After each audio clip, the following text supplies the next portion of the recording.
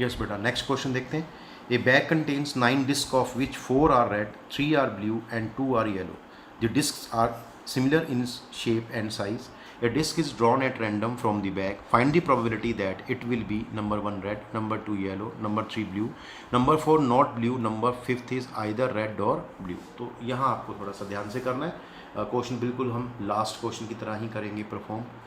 तो देखिए, let S be the sample space. सबसे पहले हमें लिखना पड़ेगा let S be the sample space. तो आप देख पा रहे हैं यहाँ पे डिस्क कितनी है 9, तो हम लिख देंगे N of S equal to 9, ठीक है। और यहाँ मैंने बता दिया किस तरह से 9 डिस्क है। नंबर ऑफ रेड डिस्क 4 है, नंबर ऑफ ब्लू डिस्क 3 है and number of yellow disc 2 है। तो इनको सबको ऐड करेंगे तो टोटल नंबर ऑफ डिस्क बन जाएंगी तो 9। तो एन एस 9 क्यों है? क्योंकि इसमें से हमने एक डिस्क को हमने ड्रा करना है। You have to draw 1 disc, तो it means total number of possible outcomes कितनी हो जाएंगी? 9 हो जाएंगी। चलिए देखते हैं कैसे करना है स्टार्ट। फर्स्ट पार्ट देखिए, let A be the event that a red disc is drawn. क्योंकि जो फर्स्ट पार्ट था उसमें एक 1 रेड डिस्क की बात कर रहा है, तो let A be the event that a red disc is drawn. तो देयरफॉर एन ऑफ ए, अब रेड डिस्क कितनी हमें दी हुई है? 4, तो इसका मतलब एन ए की वैल्यू क्या आ जाएगी? 4। तो रिक्वायर्ड प्रोबेबिलिटी जो बनेगी यहाँ पे पी ऑफ ए बनेगी। फॉर्मूला क्या होता है? N of A by n of S. Very simple, ऊपर 4 वैल्यू नीचे 9, ये आपका आंसर हो जाएगा क्वेश्चन का। चलिए सेकेंड पार्ट में बात कर रहा है येलो डिस्क की। तो let B be the event that a yellow disc is drawn. तो देयरफॉर एन बी किसके इक्वल आएगा? 2 के इक्वल आएगा। आपको 2 येलो डिस्क दे रखी है। देयरफॉर रिक्वायर्ड प्रोबेबिलिटी क्या बनेगी? P of B event that is n B by N S. ये 2 था, टोटल वैल्यू 4 थी, टोटल वैल्यू 9 थी, total number of possible outcome that is N S. तो 2/9 आंसर आ जाएगा। थर्ड देखते हैं, इसमें हमने ब्लू डिस्क की बात करनी है। Let C be the event that a blue disc is drawn. तो therefore N C equal to 3, क्योंकि आपको 3 डिस्क दे रखी है ब्लू कलर की। Therefore required probability P of C that is N C by N S. तो 3/9 solve करने के बाद 1/3 वैल्यू बनेगी आंसर में। फोर्थ पार्ट जो है वहाँ हम सीधा ही लिख सकते हैं रिक्वायर्ड प्रोबेबिलिटी, क्योंकि जो फोर्थ पार्ट था उसमें उसने बोला था नॉट ब्लू। तो ब्लू का केस हमारे पास आ चुका है इवेंट सी, तो यहाँ सी डैश बनेगा। तो रिक्वायर्ड प्रोबेबिलिटी क्या बनेगी? P of C dash event that is 1 minus P C, और 1 में से माइनस कर देंगे 1/3 दैट इज 2/3 आंसर हो जाएगा। अब लास्ट पार्ट जो है थोड़ा सा इंपॉर्टेंट है। यहाँ उसने कहा था इधर रेड और ब्लू। तो रिक्वायर्ड प्रोबेबिलिटी क्या होगी?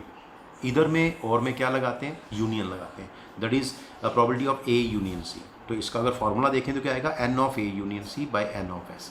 अगर इसको प्रैक्टिकली देखें तो इसका मतलब क्या है? N of A union C. इसका मतलब यह है कि इसमें रेड डिस्क भी होंगी और साथ में कौन सी होंगी? रेड भी होंगी, और साथ में दूसरा था हमारे पास कलर ब्लू, दोनों डिस्क होंगी। तो रेड कलर की डिस्क हमारे पास 4 थी, तो इसका मतलब ये बनेगा n A plus n C, ठीक है। तो रेड कलर की 4 डिस्क होगी और ब्लू कलर की 3 डिस्क होगी। ऐड करेंगे 7 आएगा, इसलिए यहाँ पे हमने 7 लिखा है। इसकी वैल्यू ये मैंने नीचे दिखा दी करके किस तरह से निकालते हैं। और एन एस की वैल्यू हमारे पास 9 थी, तो इट मीन्स इस पार्ट का जो आंसर आएगा वो 7/9 आएगा। चलिए एक कॉन्सेप्ट देखते हैं। If the sample space is S is equal to these are the outcomes. इसको हम डब्ल्यू भी कह सकते हैं, ओमेगा भी कह सकते हैं। कुछ बुक्स में ये ओमेगा है, कुछ बुक्स में ये डब्ल्यू बना हुआ है। तो आप देख लीजिए, आपको जब एग्ज़ाम में क्वेश्चन आएगा तो उसमें ये क्या बना हुआ है, तो जो सिंबल बना है वही आपको बनाना है, ठीक है। तो मैं यहाँ पे चलिए डब्ल्यू बोल देता हूँ इसको। S is sample space is the set of W1, W2, W3, dash dash dash और up to WN. Be the sample space associated with the random experiment. Then assignments of probability to each outcome are valid if for each assignment we have, ठीक है। तो यहाँ पे assignment probabilities की कुछ देगा, नीचे बताऊंगा मैं क्वेश्चन के अंदर आगे। Then the assignment of probability to each outcome, ये जो आउटकम्स हैं, are valid if for each assignment we है। तो ये 2 कंडीशन आपके पास हैं जो फुलफिल होनी चाहिए, नहीं तो आपकी जो प्रोबेबिलिटी की असाइनमेंट है वो इनवैलिड हो जाएगी। तो these 2 condition should be satisfied. तो फर्स्ट कंडीशन क्या है?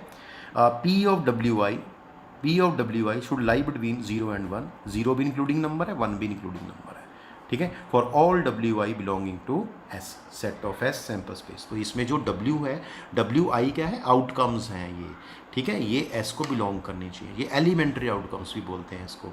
और दूसरी कंडीशन क्या है? इन सब का प्रोबेबिलिटी का सम 1 होना चाहिए, मतलब PW1 plus PW2 plus PW3 और अप टू PWN, ये कितना होना चाहिए? 1 होना चाहिए, ठीक है। तो ये दोनों कंडीशन सेटिस्फाई होनी चाहिए। अगर इसमें से एक भी कंडीशन सेटिस्फाई नहीं है तो आपकी जो असाइनमेंट दी होगी प्रोबेबिलिटी की वो इनवैलिड हो जाएगी। तो चलिए इस पार्ट को हम एक क्वेश्चन से समझते हैं, एक एग्जाम्पल से समझते हैं। तो देखिए, लेट टेस्ट एक सैम्पल स्पेस है जिसमें आउटकम्स हैं W1, W2, W3, W4, W5 and W6। ये कोमा में लिखना आपको सेट की फॉर्म में। Be a sample space. तो सपोज कर लो किसी रैंडम एक्सपेरिमेंट का ये सैम्पल स्पेस है। Which of the following assignment of probability to each outcome are valid. तो क्या है, असाइनमेंट है आपके पास, ये असाइनमेंट्स हैं 1 2 3 4 और यहाँ पे आपको इवेंट्स दे रखे हैं, एलिमेंट्री इवेंट्स, ठीक है, W1, W2, W3, W4, W5 and W6 और इनकी वैल्यूज़ दे रखी है। तो फर्स्ट असाइनमेंट में ये वैल्यूज़ हैं इन सब की, सेकंड में ये, थर्ड में ये, फोर्थ में ये। तो चलिए फर्स्ट असाइनमेंट से स्टार्ट करते हैं। तो पहले आप इसको ध्यान से देख लीजिए क्या दे रखी हैं वैल्यूज़ और फिर हम इसको स्टार्ट करते हैं।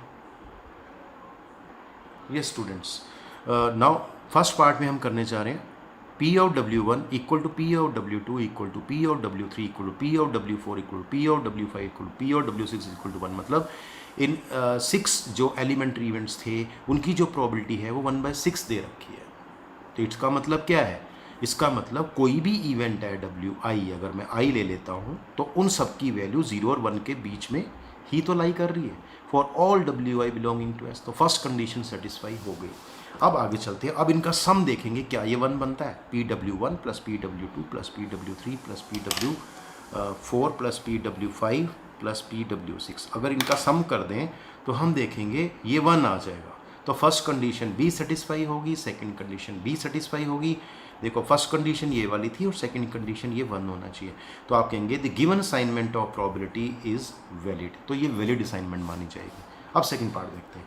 इसमें PW1 0.1 दिया हुआ है, PW2 0.2 दिया हुआ है, PW3 0.3 दिया हुआ है, PW4 0.4 दिया हुआ है, PW5 0.5 दिया हुआ है और PW6 0.6 दिया हुआ है। इसको ऐसे बोलते हैं प्रोबेबिलिटी ऑफ W1, ठीक है। अब अगर आप ध्यान से देखो ये सारी वैल्यूज़ जो हैं इसी रेंज में आ रही हैं। तो PWI lies between 0 and 1 including 0 and 1 for all WI belonging to S। तो आप देख पा रहे हैं जितने भी W1 की प्रॉबिलिटीज़ हैं, W's की प्रॉबिलिटी हैं, ये 0 और 1 के बीच में, मतलब इस कंडीशन को सेटिस्फाई कर रही हैं।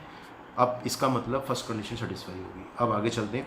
लेकिन यहाँ पे अगर हम देखें PW1 plus PW2 plus PW3 plus PW4 plus PW5 plus PW6 0.1 plus 0.2 plus 0.3 plus 0.4 plus 0.5 plus 0.6 इनको ऐड करेंगे तो 2.1 आएगा। तो ये 1 नहीं आएगा।